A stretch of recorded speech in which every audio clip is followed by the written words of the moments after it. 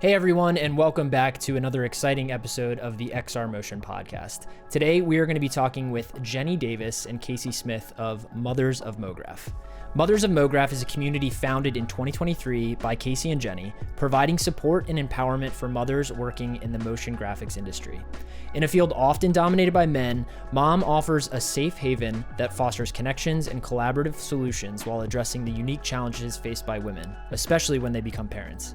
Beyond support, M.o.M aims to break down barriers for young motion designers, allowing them to choose their path based on personal aspirations rather than industry norms. Through a growing Instagram presence, the community advocates for greater empathy and support from studios and agencies, reshaping the motion graphics industry for mothers and parents alike. This community is a testament to the power of connection and support in an industry that is not only male-dominated, but often dismissive of the unique challenges faced by women, particularly those who are mothers. So with that, let's jump in. Jenny, you're in Ontario, right? And Casey, you're in Oregon. How did you guys meet? And what's kind of the origin story of Mothers of Oregon? Yeah, I would love to kind of hear and so living these lives. How did you guys meet, and how did we get to kind of this point, and where you guys started Mothers of MoGraph? You know, it's funny because Jenny and I are on opposite sides of the continent. But we both kind of had these gears turning before we had even met individually. And I think that there's actually a lot of moms out there who were having these gears turning before this all had come together. It was just a matter of one of us finally just doing the damn thing. I think is what it was, you know. There's also like a lot of I know personally I had a lot of reservation in being more public about being a mom, because there are sometimes some consequences for us when we're so public about those things. I think a lot of times we can be looked at and you know, I like I said, I put a lot of this pressure on myself, but I think a lot of times the outside can be looking at you and thinking that you can't keep up, or and at that time when I was pregnant, I know I couldn't, but once I was not sick anymore, I was definitely pulling my weight and then some. But, you know, so there was kind of a fear, I think, for us to actually step up and start doing this. Um, for me, I was so alienated and isolated and alone in parenthood in this industry because, for one, there's already a smaller amount of women in the industry, as we've talked about, but then, as Jenny said, our age group has even less, and then moms are even less. There's a lot of women in our industry that choose not to have families, and I think that that's a really cool choice too. But for me, I felt really alone. I had not met another mom in the industry for years. It was years into my career that I finally met another mom. And you know, I go to camp. I've been going to Camp MoGraph for the last few years, and Ew. yeah, ayo, and Shout out MoGraph. yeah, and at camp in Virginia, Amanda Russell was on the stage there, and I think that was the first time I had ever seen a mom on the stage. And really I remember successful mom. an extremely successful mom. Yeah. It was the first time I had ever seen myself and somebody on a stage at a conference, at a meetup, any of these things in our industry. So I remember going back to my cabin and just sobbing because Wow. it was such a huge impact on me. And so that was kind of like the first, I think, little straw for me. And then I had really been thinking a lot about my role in the industry. I have a couple of friends who were pregnant or just having their babies, and I was thinking about how lonely I was during all of that. Like, I felt like I was a fish out of water. I was trying to navigate freelance work while taking care of a kiddo and not having anybody to ask, like, how the fuck do you do this? You know? So I wanted to be able to just offer some support to some of these other women that I knew were about to have their babies or having their babies. And so finally I had just got on Insta or on LinkedIn and was like, hey, is there anyone else out there? And Jenny and I were not even connected on LinkedIn. We weren't even like following one another, but somehow the internet brought us together. The magical moment of the algorithm. Yes. Yeah. So she had commented on my post and had said, hey, I'm Me. here. Yeah, me. And I don't even know what had like I don't know what had pulled me to even, because like you were the first person I reached out to of the people who had messaged, and I was like, hey, you want to do this thing with me? We didn't know each other.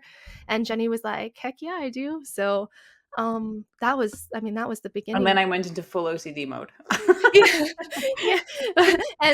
and it was, but it's been amazing. And for context, when was this? What was the official? It was like right after Dash Bash. It was a couple weeks after Dash Bash. So that's the reason I asked too, because Yeah. I met Jenny at Dash, and we had gotten lunch, and when you're constantly mingling and in between sessions, whatever. We definitely had conversations where Jenny's cogs were already turning on that, or wheels were already turning on that. And so I'm glad the timing is what I remember, because I remember it was like not that much longer after Dash, and I like open my LinkedIn, and which I also want to talk a little bit just about how crazy the initial response was, and what your perspective is on why that is, and what were some of the things you learned from that, and what was the initial feedback from people. But yeah, I opened my LinkedIn and I was like, oh my God, Jenny I just was talking to her about this, and it's like 2 weeks later, and here we go. It was very inspiring. I mean, it was, it's not often that, it's very easy to have ideas and big lofty ideas and goals, and it's a totally different thing to, like you said, just do the damn thing and execute. It's really interesting. Like both Casey and I have talked about this a lot. Like I was on like fire after Dash Bash. I was so inspired by the conversations and just like everything that they had done and put together, and Marin Hayes and all like her,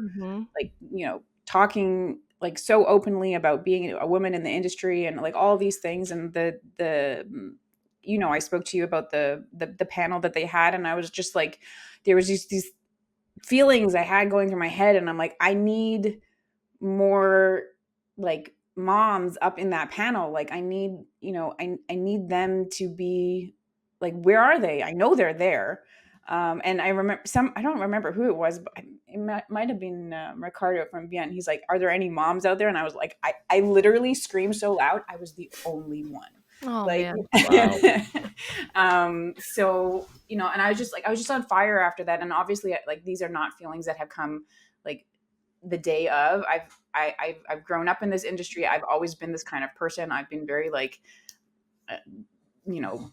women, whatever. And then seeing Casey's post and talking with Casey, I think we've both talked about this afterwards. I don't know that I would have done this on my own, and she doesn't know that she would have done this on her own. Absolutely not. Something just happened that day. Something just clicked, and I felt it in my bones that Casey is a person that I need to do this with. And it was honestly like blind trust in that this was going to work. And we just clicked on so many levels. Like we talked about for an hour. And then we threw out this questionnaire, and because like, initially we were like, is there even a need for this? Yeah, we're like how many of or is it just are? us? Like, is it just us? Like, like I mean, I knew of Amanda, and I knew of Marin, and those. Right. Like, what's funny actually is for Monday meeting, Mark had said he wanted to do like a parent category, right? And so when I reached out to him, I was like, well, here are some moms you can reach out to, and I could only name 5. Yeah. And I've been now in this I can name now I can name 150 or whatever we've got in our chat, right? But like, I could only name 5, and so that I remember that also being like another little drop in the bucket of this needs to happen. This has to happen. Yeah. Yeah. Sorry, Jenny, I didn't mean to cut you off. off. No, totally. And I think I've mentioned this a lot. I mean, obviously, if you've heard Amanda talking, she had a big she was a big inspiration for us, and she, her initial words, and still to this day, she helps, she calms us down or pulls us up when needed. But even like just, talking to her and we were, I said to her, and I said to a few other people that reached out to me when we started this, I'm like, I hope this doesn't backfire in my face, because I was so worried about putting like this the fact that I was a mom in front of my business, and I didn't. I was just so scared to like have this define me, because it's not my work, and the fact that I'm a parent doesn't define the work that I do, Right. And it doesn't define me as a creative, but it is part of who I am. And just being silenced or pushed to the side was not something that I felt needed to happen anymore. And like the next time I go to a conference, or the next Dash Bash, or Camp MoGraph or whatever, I want to see moms up there. I want to see moms that have started studios. I want to see like successful moms in movies, and there are so many of them. They're all on our Slack now. I know it's wild. It's if you're a mom listening, yeah. So it's I know they're out there now, and I think Marin was saying. When I spoke to her after Dash Bash, she was saying, I said to her that I just loved the lineup that they had, right? Because it was so thoughtful, and it was so absolutely. It was so different than like the typical lineup that you see that I won't mention. But and she was so appreciative, and she said it was so hard to like you have to go that extra mile to find that kind of a lineup for people to talk, like instead of just going to like the typical, this is my work, I'm amazing, like whatever, and finding those people that have something else to say. And it's just about that. Like there are women out there, and there are mothers out there, there are parents out there that are amazing. They're not as loud as everybody else, and it takes a little bit more effort, but they're out there, and if you want to hear from them, they're like, they're ready to talk, they're ready to share. Well, and we found them. If anybody needs a roster, we've got just reach out. I know we've got a huge. It's like the talent pool in this group is deep. Well, you've been posting. One of the things that you've been doing on the Insta is posting just a member of the community's work, right? It's like every one of it. It's top tier. Incredible work. Like. It's and not that should be surprising. It's not that. It's just it speaks to exactly your point of, there are moms out there, and they all are really badass. And I think we have a bad sort of we often look at the top 10 people or the top 10 companies or the top 10 thought leaders at any given point in motion design that unfortunately do dictate, I think, not, things like the style and creativity and approach in, what are we making explainer videos now? Or are we doing something different? That there's that, but then there's also just the broader, the people. It's basically a representation thing. It's like, the people that are being represented, in that space of those top tier thought leaders or whatever is really not representative of the much broader industry. Totally. To your point. I am curious too. So, I mean, incredible launch, super successful, did not blow up in your face. But it did blow up. It did blow up. It just didn't blow up the way we thought it was. Hey guys, real quick, just wanted to let you guys know about some products we are having in our store. So we wanted to advertise 2 digital artists. We hope these are great holiday, birthday, any sort of gifts for either yourself or friends, family, co-workers, you name it. Let us know what you guys think about this, because we really think they're awesome. So I'm gonna cut myself off. Back to the episode. And so like managing that, so having all these people, come forward, I'm sure was exciting, maybe stressful, maybe a little overwhelming. What was the first few months like? Oh man, yeah, you know what happened. I mean, like it was insanity. It was pure insanity for the first couple months. Jenny worked so hard to put all of these processes together, these systems, so that. Oh, is this Jenny going OCD? Is that yeah. But like, oh my gosh, what a gift! Because like for real, like Jenny just jumped right in and started putting together all of these systems, and they're paying off tenfold now. So I know it was like a huge time investment for her in the beginning, and for myself too. There was a learning curve to a lot of this. I've never talked on a podcast before all of this. I had never, I've never managed a community. I had never set up a Slack channel in this way. I had never I had never done a survey in the way that we did. And so thank goodness for Jenny and all of her knowledge, because she was able to really to lead a lot of that. And the survey was so eye-opening. I know we kind of brushed right by that, but we had a lot of moms fill out that survey. A lot of words that were in that survey was terrified, lonely, isolated. And those were the very common themes in the survey. So right away we were like, okay, yes, this is needed. But yeah, it was a huge learning curve. So it was a huge time suck in the first couple months, because all of a sudden I'm up until 2 a.m. researching this and that, and looking into, I mean, things that we haven't even done yet, looking into funding and what, like, are we supposed to incorporate this thing? Are we not? Is it just a community? Is it going to be a business? There was like so many different things that, like, and we still don't know, honestly.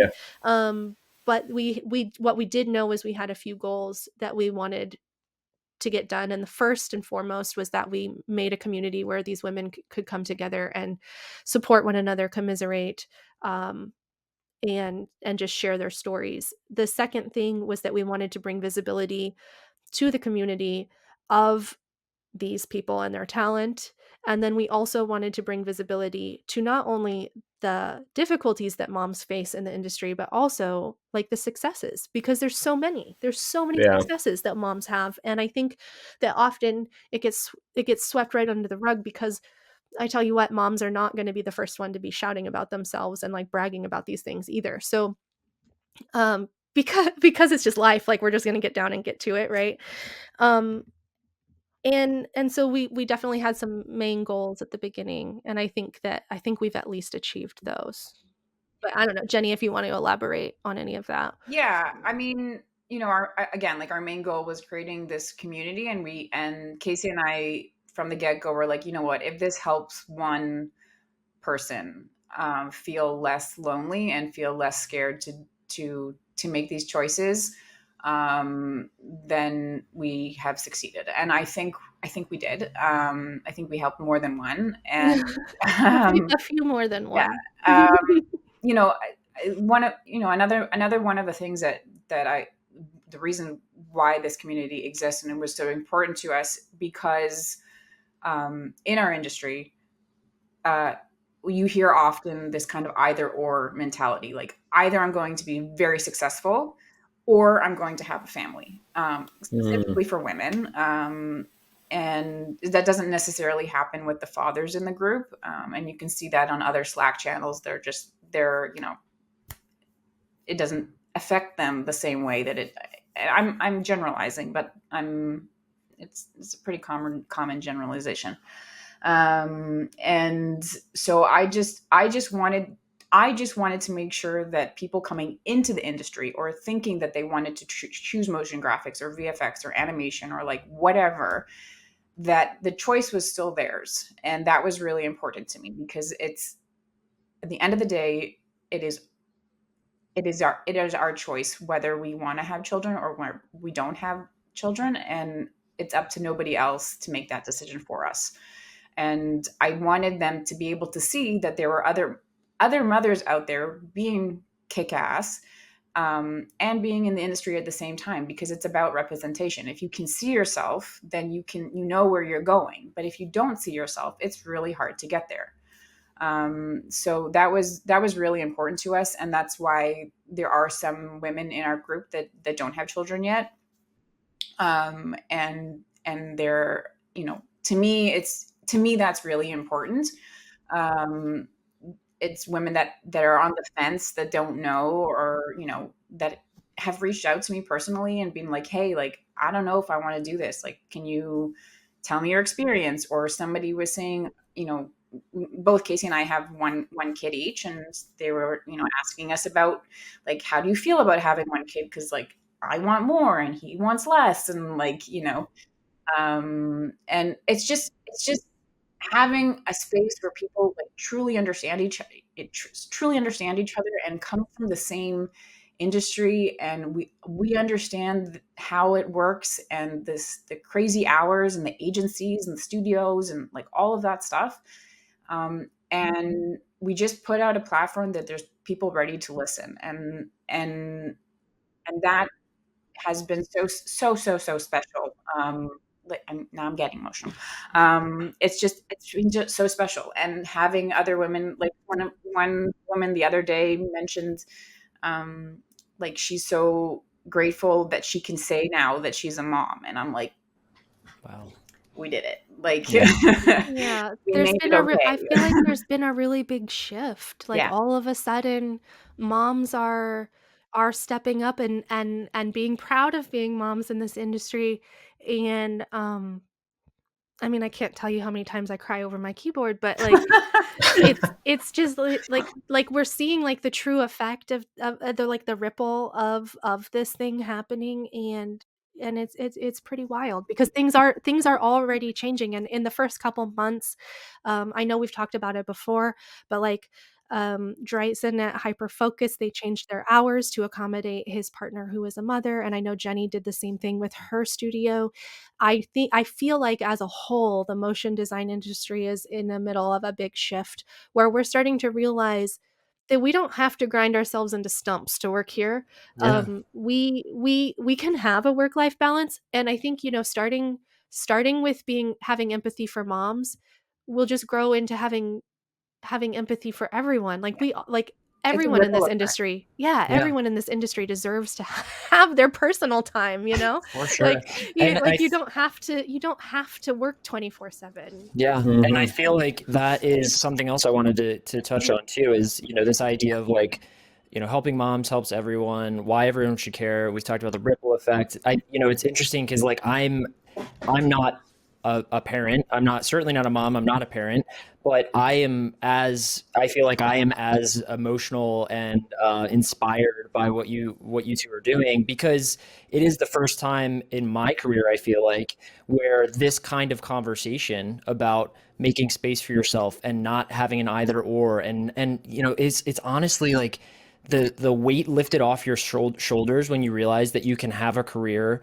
that doesn't involve everything we just talked about, 20-hour days, burning yourself out, your physical health going out the window, not to mention your mental health. I mean, Right. that stuff, by starting and looking at it through the lens or the context of being a mom or being a parent, definitely makes sense because it's such a life-changing event, right? But all Mhm. of those things that you end up going through and talking about is across the board important and necessary for us to go through. Because I mean, how many times are we going to hear about, the last Marvel movie or the last Spider-Man movie? Everyone, like the worst working conditions, So terrible, Mhm. toxic. awful, Yeah. like the worst. It doesn't make any sense that anyone would agree to do that. But we kind of, in a weird way, maybe because we're in a young industry, like we've all sort of just accepted that. And it's so refreshing to be able to have a conversation. And I'm very excited that you've gotten the success that you have, because it's like now more people are having the conversation, and, Mhm. there's actually change happening. And I don't,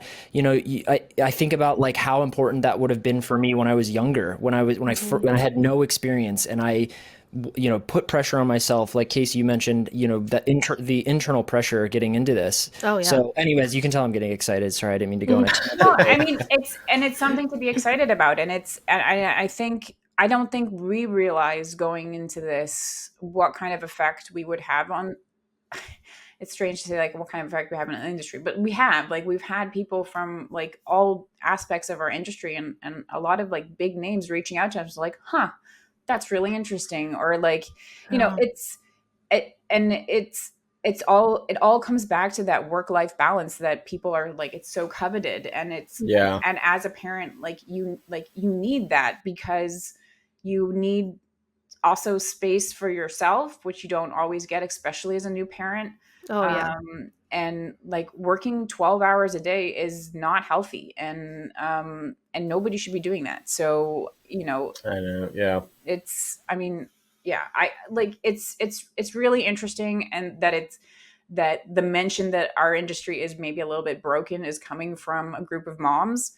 Um, but I'm so proud and excited that we are being super loud about it, because it doesn't just affect moms, it affects everybody. Mhm. And I think because our industry is growing, it's like a teenager, right? So like we're Yeah. at the point where we need to, okay, we had a bunch of things that were okay, but now we're at a point where like We got to our grow up a little hormones bit. are settling and we have to actually like make decisions for ourselves. Yeah. And now it's we're ready to take that path. And I think that's why a lot of these groups are popping up, because and a lot of studios that are starting to like stand up for themselves, like Newfangled Studio and Yen, Yeah. and Yes. you know, like that's why they're all starting now, because we're out of the infancy stage of this industry, and it's now time for us to actually choose what it looks like in the Right. future. It's like for the first time, we're actually kind of writing the story ourselves Exactly. in a way. It's like everything was, it felt like early on, everything got thrust on it, you know, on the industry. Like, this is what we're doing now because this is what's paying, or this is, you know, Right.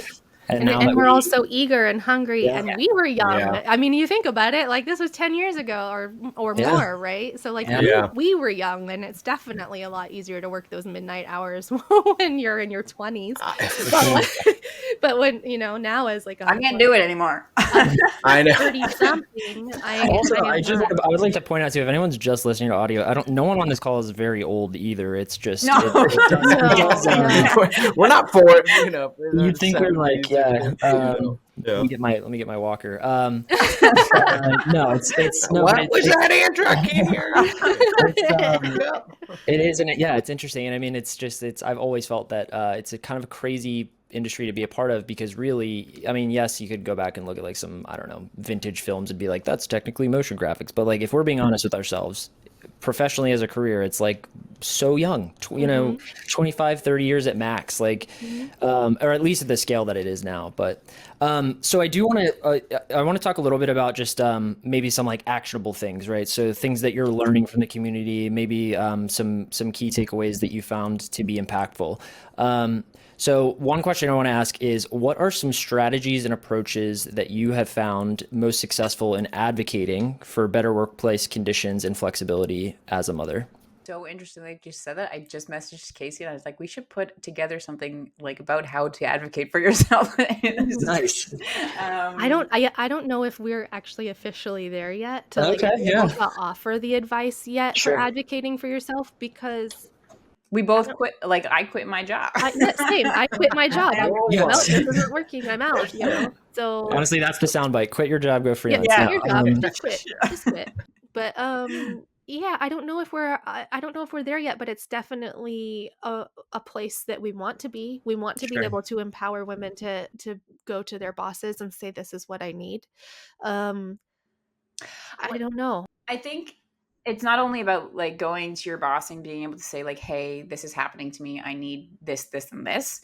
I think, you know, women that are like pregnant or whatever, they go through their own emotional thing, and it's hard to be there for them because they don't know what they're asking for either. I think it's not only about like what you can do as a person going through it, but also as studios and agencies, how can we make this a better environment for everybody? So like I feel like I'm more like I'm trying to talk more to the studios and be like, what are you doing to make this somewhere that people want to work? Like, are you offering like mat leave packages? Are you offering flexible work environments? Are you offering flexible hours? Like, you know, you have a place for your moms to pump.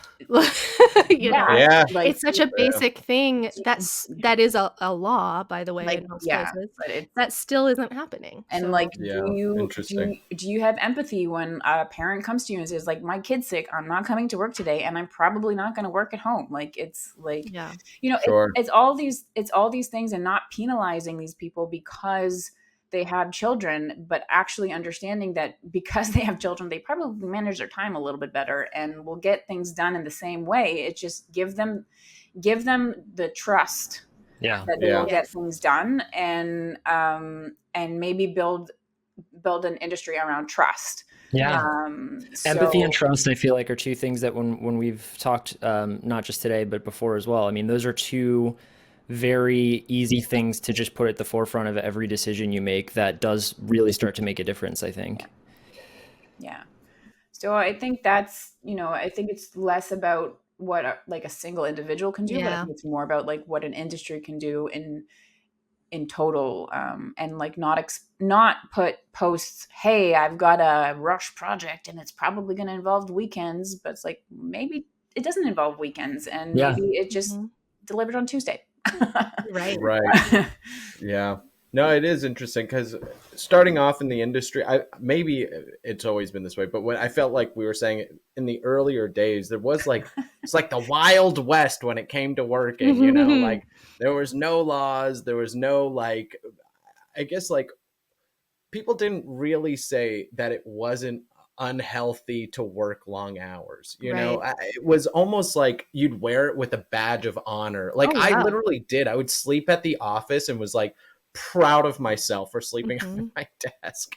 And it's like actually very, very unhealthy to do that, and it's kind of just now, like, I guess, like, as we all communicate more about our lives and like what it's doing to our own mental health and physical, even sometimes, just great getting those conversations out there. And I think it'll make even the younger generation and just everyone really just say, like, are these good working conditions? Like, are these actually good working? Are these things you should be proud of? Because I think sometimes you tell yourself and you see other people doing it, so you think that's what you should be doing, and it's like that stand hasn't been made yet, and those guidelines on what's ethical and what's not hasn't been said out loud. Like I mean, literally, this might be one of the first times I've had a conversation this deep about like what is ethical for working long hours. It's kind of like.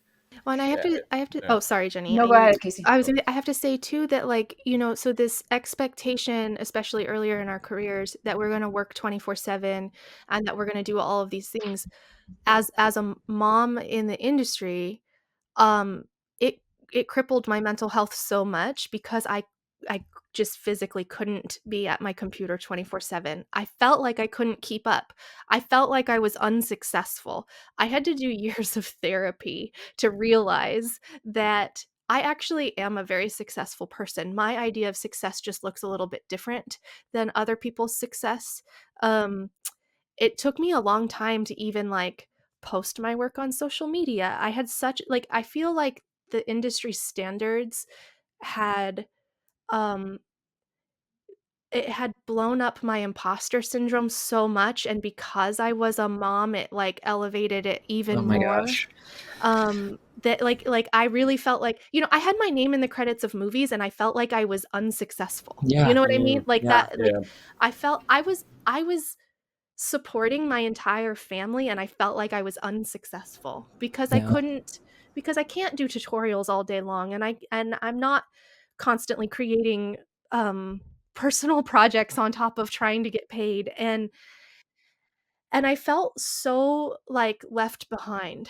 So it was really hard for me to feel good for a long time. And so thank God for my therapist, and thank God for for finding these moms and stuff too, because honestly, these last few months I felt more successful than I ever have.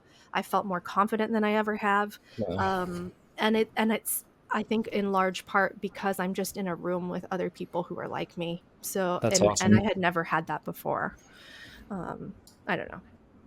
Yeah, someone said to me recently, I can't remember who it was, but having a similar kind of internal dialogue with myself, right? You look at the world around you and by a lot of metrics, you are successful, but for whatever reason, you don't feel that way. And it was like, imagine if I could go and meet like my 14-year-old self and told them all the things that I'm doing, right? It would, I'd be like, great, we did it. I did it. All my dreams came true, like it's just like the goalposts always feel like they get moved, and like, you never take a second to actually sit and appreciate what you have. And like, so I everything you just said, Casey, totally resonates for me specifically, of like, you can do the coolest thing in the world, and the first thing you think is like, well, it's not good enough. I got to do, like you're gonna on to the next thing or whatever. But yeah, taking that time and finding people to celebrate that with. And I think community is so important for that.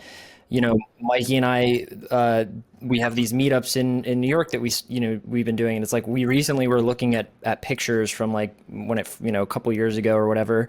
And it's like crazy to see all these new people that have come in and all these new conversations that are taking place. And like, they're not just motion designers. We've had people come in that aren't even in the industry at all, and they're just like, this sounded cool and I want to come hang out. And like the perspectives that get shared, and those are the moments where I think for me and a lot of people that we talk to at these, it's like those are the moments where all of that like imposter syndrome, even if it's just for the night or the week after, it can kind of melt away a little bit, and you can kind of start making some decisions for yourself. So I think having a community is so important for that.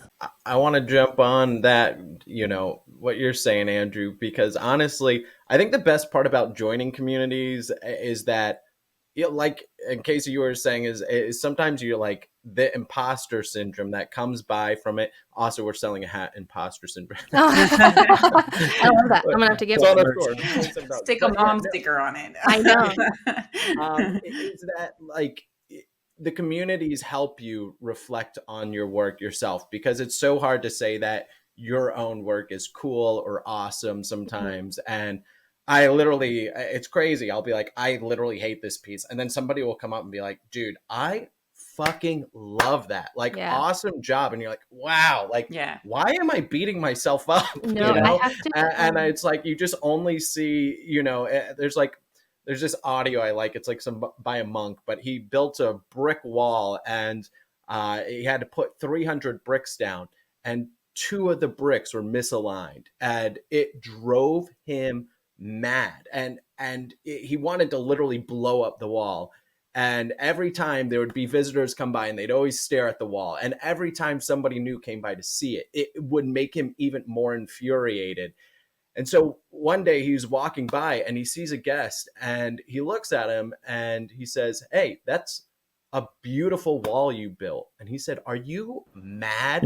Like, can you not see the 2 bricks that are misaligned?" And he goes, "Yeah, but I see the 298 bricks that were beautifully placed." And he said it hit him like a bag of bricks. But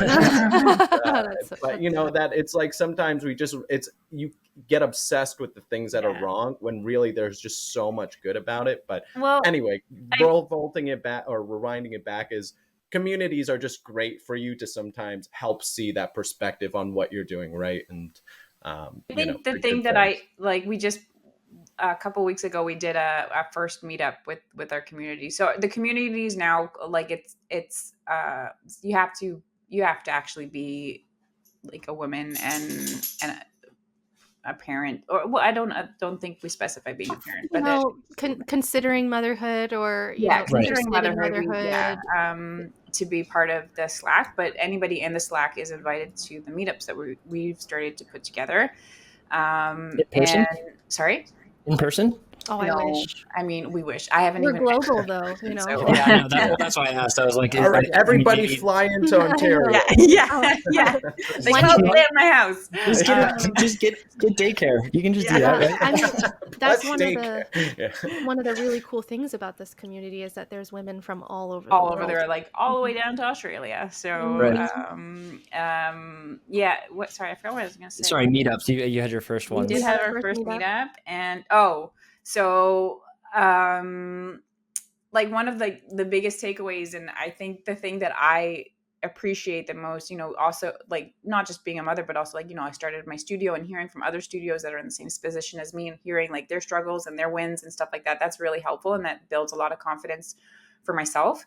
But having this meetup, Marin kind of mentioned in the chat one day, it's just like, nobody knows what they're doing. And I'm like, right. Like, I don't know what I'm doing. And I hope that I'm an okay parent. I hope that she's not going to need a ton of therapy. And I hope that she, achieves her dreams and whatever. But in the end of the day, like, nobody knows what they're doing. And hearing other women saying like, yeah, I don't know, is for me very, like, I feel like it's like a hug, basically. Yeah. It's like a kind of a relief, like a validation that I'm like, like, it's not just me. Okay. Right. Yeah. And I think that's a lot of the thing that I was missing as a young mother in our industry. Like I didn't have anybody to look to see if I was doing it the right way. And now I've got a group full of women that are telling me that I'm okay. So it's and more than okay. More than okay. You're a trailblazer, Jenny. Really? Yeah. I mean, my kid's watching TV downstairs, but that's fine. I mean, but for real, like, you know, like the reality is that we are you both are doing something starting something, and more women are being able to step into their own into their own comfort because of it. Yeah. Didn't exist until you two came along, so I'd call that blazing trails. And thanks to the women before us who allowed us and gave us the confidence to do this too. Yeah. Because they're very much our other folks that inspired us. So right. Yeah. So I do also want to, we kind of touched on it earlier a little bit, but it's like one of my favorite things I've heard, you know, on Monday meeting, I think this came up, but it's I think a really good exercise. If you're still not convinced that helping moms helps everyone and that moms are a massive asset, maybe even more so than, you know, the best motion designer in the room. Let's talk about skill sets that moms have that make them excellent creatives or motion designers. It's one of my favorite topics. Yeah. I think we've talked about it quite a bit in the past, but it's always a good one to talk about again. I mean, your life experiences, they dictate what skills you're going to have, right? And then women and moms, we come into this extreme challenge and you learn a little something. You learn a little bit. So what you think could be, you know, what's holding you back is actually what makes you different and unique and special. And I'm only really learning that so much since we've started this, because motherhood was my biggest challenge in the industry. And who knew that embracing it was going to be what starts my trajectory forward. I've had more opportunities now than I ever have because I finally was like, I'm going to embrace this thing that is so tough. But yeah, there's a lot of skills. I think that a lot of our moms have chimed into empathy and Time management, anticipating needs. Yes, time management. Patience is a good one. Patience, yeah. I think confidence as well. I think, as soon as you become a parent and you get past the initial stage of like what, Mike, like, oh my God, what's happening? But like, as soon as you get past that, there's like this like profound confidence that you have in yourself and who you are. And I think it's becoming a parent is like the first stage of like not giving a fuck anymore. So yes, yeah. You don't have time to worry about all that. Yeah, like who has time to give a fuck at all? Yeah. Become a master at saying no. Yes, yeah. and that is that's a common theme that our moms talk about a lot, is that they got so much better at saying no. Yeah. It's funny because literally, I mean, we almost started off by saying that people almost have a problem of saying yes and overworking themselves, you know, and that is like such a, you say yes to every single project that comes along and you overwork yourself that way. I mean, even, you know, Mikey having just had his first son, the first 2 weeks, I was like, I don't know how you're still getting stuff done. Like, I don't know, you know, I was like, we'd get on a call and I'd be like, I'm sure you got it. He's like, dude, you get 3 hours. That's what you get. Those are the 3 hours you get. You don't get to like fuck around for 3 hours and then like, all right, I'll repurpose my time later. Like this is the time you get. And so like the sense of urgency and the sense of like, maybe not urgency, but like, it's just now's the time I do stuff because baby's asleep or you know, whatever the case may be. I think you learn to divert that focus pretty well because that's the only time you get to do things. I would say it's important to like make time for work and stuff like that, but we see it so often that moms don't take time for themselves. And I think only now, maybe this year, like my daughter's 6, so this year, maybe last year, I started being like, no, actually it's okay for me to step back and and say like, this is me time. This is not like me working time. This is not me working for clients. It's not me being like a wife or a friend or whatever. Like I need this time for me. And I think What do that's you do during that me time? I'm curious. um I don't know, like it just like it depends. Sometimes even going like, shopping for an hour is Yeah. and just like not having to worry about anybody else is just, I started swimming again. I used to swim when I was younger, and I've started swimming again. So I started about a month ago, and it had been 20 years since I got in a pool. Wow. And I touched down on the water, my head went in the water, and it's automatic silence. Oh yeah. And I'm like, oh, this is why I used to do this.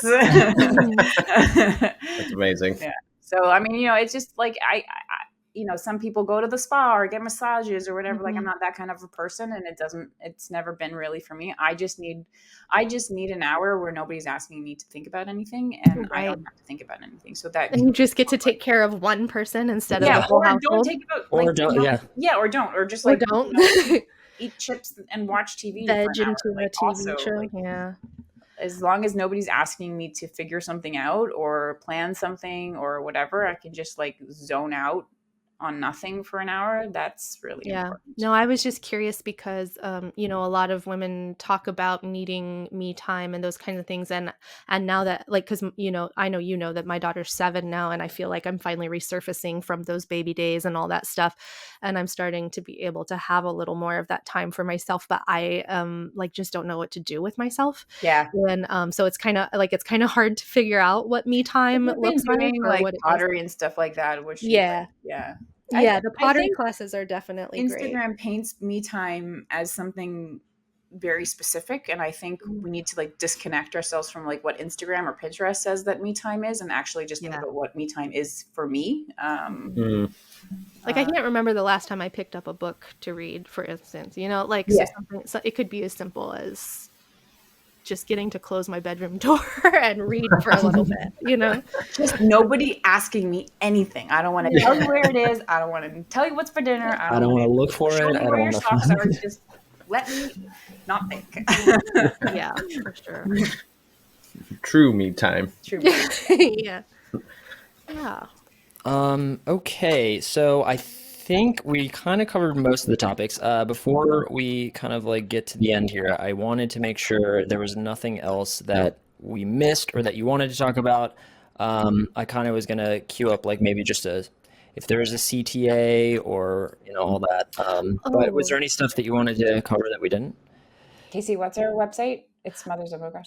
Yeah. So if anybody is interested in joining the Slack, if anybody is interested in following our Instagram, if anyone is interested in signing up for the newsletter, which also goes out once a month, our website is mothersofmograph.com, and all of the links are at the bottom of the page, and there you can sign up for our newsletter. And you can get some fun info there. Something that we have been learning to do. If anybody would like to participate and help us out and get the word out, please reach out. We're happy to show you around and